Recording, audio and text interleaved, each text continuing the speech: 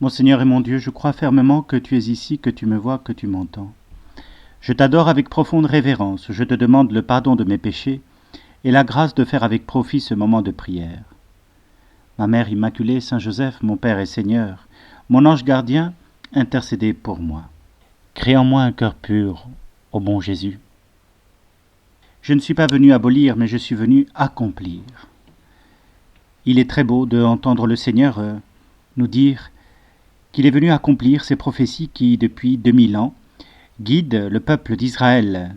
Et avec beaucoup de courage, avec beaucoup de générosité, ce peuple a été fidèle pendant 2000 ans aux traditions de leur père, ce qui concrètement voulait dire qu'ils portaient sur des parchemins, souvent en rouleau, eh bien qu'ils portaient l'héritage de leur père, ce qu'ils avaient écrit, les prophéties d'Isaïe, de Jérémie, d'Ézéchiel, que sais-je, et puis ces rites vivants par lesquels ils faisaient mémoire de l'œuvre de Dieu dans leur vie.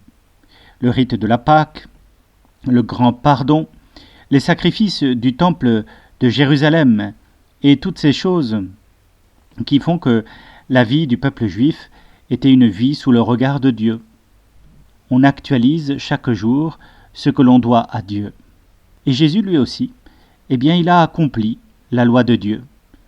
Il était reconnu parmi les siens comme un juif pratiquant la loi. Seigneur, tu nous as appris ainsi à respecter ce que nous recevons, à respecter la tradition, à respecter la culture, à respecter les moyens par lesquels la vie sociale se déploie et dans laquelle nous vivons.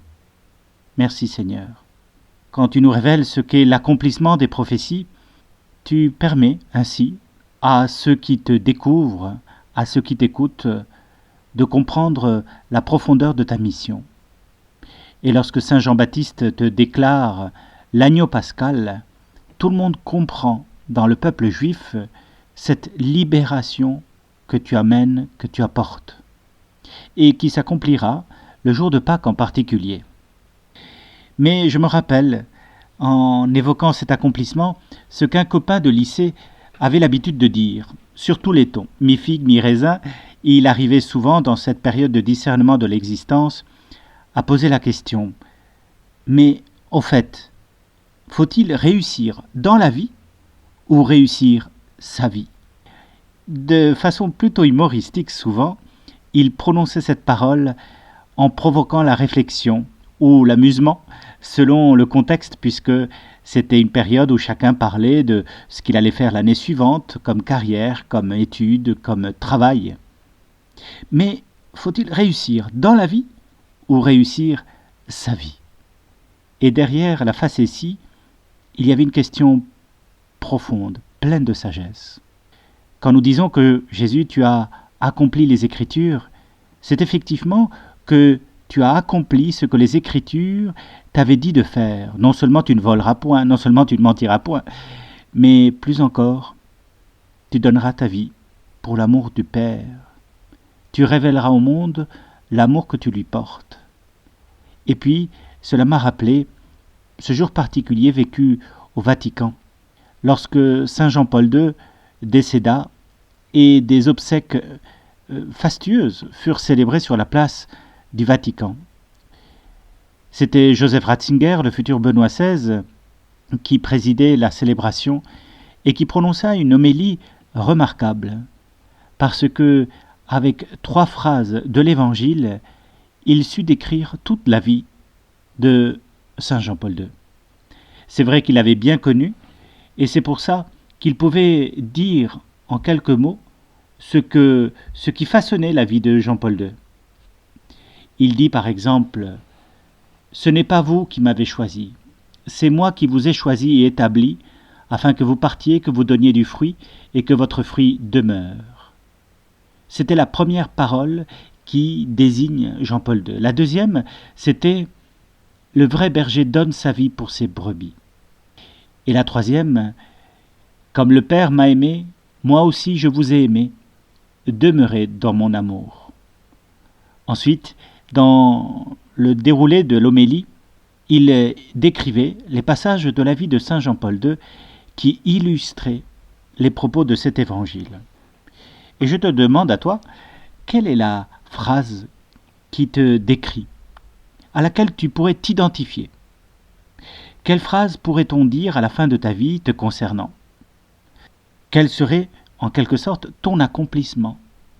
Il y a bien des paroles qui peuvent désigner notre vie. Il y en a une avec laquelle on a essayé de résumer tout le 19e siècle capitaliste de l'Occident, celle que François Guizot, un ministre puis de la monarchie de Juillet, répéta plusieurs fois. Parce qu'à l'époque, pour voter, il fallait être suffisamment riche. Et donc, il répondit à une personne qui lui demandait ce qu'il devait faire pour pouvoir voter. Enrichissez-vous. Et derrière ce slogan, bien des personnes peuvent découvrir et relire l'histoire du 19e siècle. Enrichissez-vous. Est-ce que ce serait ton slogan? Est-ce que c'est le sens de ta vie? Est-ce qu'à la fin de ta vie, tu aimerais qu'on dise « Ben voilà, il a passé sa vie à s'enrichir. Voilà notre nouveau roi Midas. » Je ne sais pas si c'est ce qui te fait rêver, moi du tout. Par contre, je me rappelle d'un vieil oncle, d'un grand-oncle même. Dans la famille, on l'appelle cousin Henri, qui était prêtre là-bas dans le nord de la France, à Cambrai. Et on m'en a parlé toujours en le désignant, c'était le saint curé d'Ars du Nord. Et non seulement parce qu'il était très ascétique, très grand, très maigre, mais aussi très cordial, très bon, très dévoué, très généreux. Quelle est la parole que tu voudrais accomplir dans ta vie? En cette période de carême, il est bon de méditer à cela, de réfléchir, de se demander qu'est-ce que je veux faire de ma vie? Quelle parole pourrait la résumer tout entière? Sinon une, peut-être plusieurs phrases, comme Joseph Ratzinger avec le pape Jean-Paul II. Georges Bernanos, qui est un écrivain français du XXe siècle, lui considérait que c'était une scène d'évangile dans laquelle il se trouvait parfaitement représenté. C'était dans le jardin des Oliviers, là où le Christ a vécu des anxiétés et des angoisses immenses. Comme cet écrivain lumineux en a vécu lui-même. Et ainsi, sachant que Jésus les avait vécus, il se sentait rejoint par l'amour de Dieu et sa mission, ainsi il vivait sa vocation, était, grâce à ses angoisses, de saisir ce qui était vrai dans le monde mouvant qu'il a traversé. Il y a bien des façons de se rendre compte de ce qui peut être le sens de notre vie. Je pense à un vieux prêtre du diocèse, il s'appelait le père Balic. Il est décédé aujourd'hui, mais il nous racontait le jour où il est entré au séminaire. À son époque, c'était le petit séminaire, et à 12-13 ans, il était rentré dans cet internat un peu difficile, dans ce pensionnat. Il nous disait que pendant les 3 premiers mois, il n'avait pas défait ses valises. Il pensait que c'était pas pour lui, qu'il ne voulait pas rentrer, que tout lui déplaisait, et si bien que son père spirituel lui demanda « Ben voilà, tu vas écrire sur 2 colonnes ce qui te plaît, ce qui te ne plaît pas. Pourquoi tu resterais au séminaire ou pourquoi tu le quitterais ?» Et sur la colonne de « Pourquoi il quitterait le séminaire », il y avait des longues pages. Par contre, sur la colonne « Pourquoi tu resterais », il n'avait marqué qu'une seule chose. « Si je quitte le séminaire, j'aurai l'impression d'avoir raté ma vie. » Et ainsi, sa décision fut prise. Ce n'était pas une décision froide et logique. C'était un coup de cœur. Et parfois, pour savoir cet épisode de l'Évangile ou cette phrase de l'Évangile qui nous désigne, eh bien, il faut écouter Dieu au fond de son âme et saisir le coup de cœur qu'il nous adresse. Je te remercie, mon Dieu, des bonnes résolutions, des actes d'amour et des inspirations que tu m'as communiquées dans cette méditation. Je te demande de m'aider à les mettre en pratique. Ma Mère Immaculée, Saint Joseph, mon Père et Seigneur, mon ange gardien, intercédez pour moi.